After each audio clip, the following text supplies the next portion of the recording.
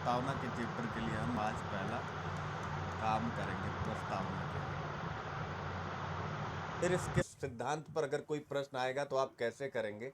हालांकि एक चैप्टर अलग है, लेकिन मैंने चूंकि प्रस्तावना में जब हम लोग पढ़ रहे थे तो लास्ट में प्रस्तावना पर लास्ट में आपने देखा होगा मैंने कुछ चीज़ें आपको कटाई थी कि अरे चलो ये देखने की जरूरत। बात ने भारतीय संविधान के विकास को जिस बात ने बहुत दूर तक प्रभावित किया है वह है मूल संरचना का सिद्धांत। टिप्पणी कीजिए में आपने क्या सोचा, इस प्रश्न के बारे में आपने क्या सोचा और क्या सोचने की आवश्यकता, हम लोग इस बात पर फोकस करते हैं। ये मेरा ऑफलाइन क्लास का लिखवाया गया नोट्स है जो मैं ऑफलाइन क्लास में कराता हूँ, सेम वही आपके लिए यहाँ पर लगा हुआ है।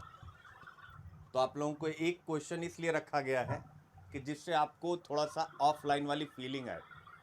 तो ऑफलाइन वाली फीलिंग लाने के लिए यहाँ पर तो संविधान की मूल संरचना का सिद्धांत, संविधान की मूल संरचना का सिद्धांत न्यायपालिका ने, देखिए आपने स्टार्ट कैसे किया, भूमिका यानी प्रस्तावना कैसे है। देखिए है कि संविधान की मूल संरचना का सिद्धांत न्यायपालिका ने केशवानंद भारती के प्रसिद्ध मामले में प्रतिपादित किया है। न्यायपालिका ने केशवानंद भारती के प्रसिद्ध मामले में इसे दिखाया।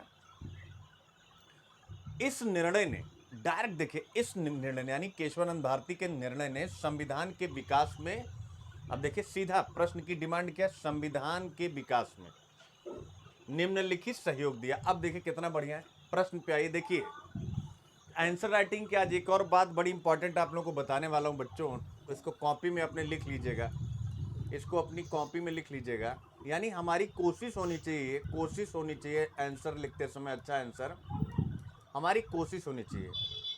और कोशिश क्या होनी चाहिए, हमारी कोशिश होनी चाहिए कि हम भूमिका में ही संविधान में कुछ ऐसा कि संसद आज भी चल रही है, यह इस प्रश्न में पूछा गया। दोनों पॉइंट में मैंने ये बता दिया है।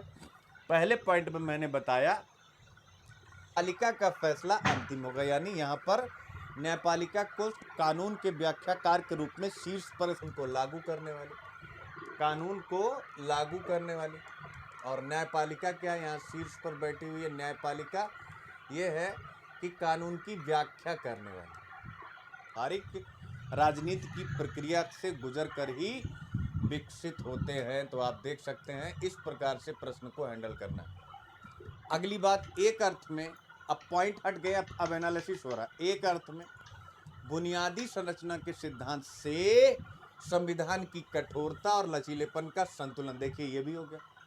यानी कि केशवानंद भारती केस ने संविधान में कठोरता और नमनीयता, जो नम्यता है, दोनों की पर मजबूत विकास है, वह भी इसी मामले से जिनमें स्पष्ट होता है। क्या स्पष्ट होता है कि संविधान की समझ को बदलने में नियमों की बहुत महत्वपूर्ण भूमिका रही है। जैसे फिर देखिए, जैसे क्या है, पहला, नौकरियों तथा शैक्षणिक संस्थाओं में आरक्षण की सीमा तय करने के संबंध में उच्चतम न्यायालय ने यह फैसला दिया। क्या फैसला दिया कि आरक्षित सीटों की कुल संख्या के आधे से अधिक नहीं होनी चाहिए।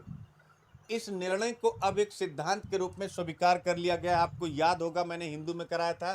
कितने बच्चे को याद है ये पॉइंट, कमेंट करके बताइए कितने बच्चे को याद है। ये याद रखिएगा, नहीं होना चाहिए। इस निर्णय को अब एक सिद्धांत के रूप में स्वीकार कर लिया गया। देखो ये करंट अफेयर्स लगाना पड़ेगा। अब स्वीकार कर लिया गया, जरा पॉइंट को नोट करिएगा। जो एकदम सीरियस वाले बच्चे हैं उसे अपडेट करते सीखिए। करंट अफेयर से कैसे लिया गया निर्णय जिसमें मराठा आरक्षण को असर, लिखेंगे इस पॉइंट को। इसी प्रकार अन्य पिछड़े वर्गों को आरक्षण नीति के अंतर्गत क्रीमी लेयर के न्यायालय के आदर्शों तो आनंद भारती केस को महत्वपूर्ण रूप में देखा जा सकता है। एक